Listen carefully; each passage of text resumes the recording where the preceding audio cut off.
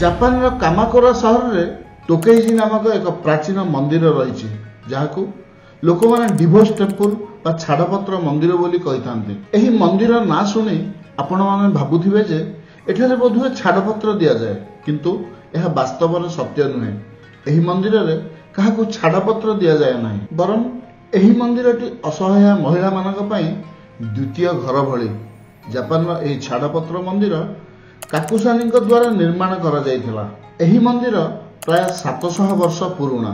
एही मंदिर असहाय महिला मानक सुरक्षा और समर्थन प्रदान करिया पई निर्मित होइथिला। सेमाने घरोई हिंसार सम्मुखीन हेले एठारे आसी सार्वजनिक समर्थन और सहायता पाई पारंती। एही मंदिर सेतेबेले निर्माण होइथिला जेतेबेले महिला मानकर कौनसी अधिकार नथिला। महिला माने विवाह करिया परे जेतेबेले पुरुष माने सेही विवाह रे खुशी रहु नथिले, जेतेबेले परिवार रे अशांति देखा जाउथिला सेतेबेले महिला मानकु सेमाने छाड़पत्र देई देउथिले।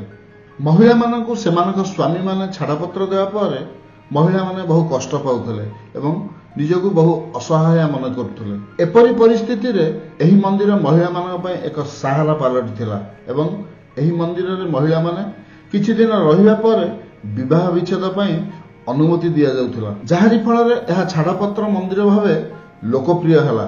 मोटामोटी भावे कहिबाकु गले एही मंदिर नारी मानकर सहारा थिला ओ सदा सर्वदा मातृजातिर सुरक्षा पय काम करूथिला।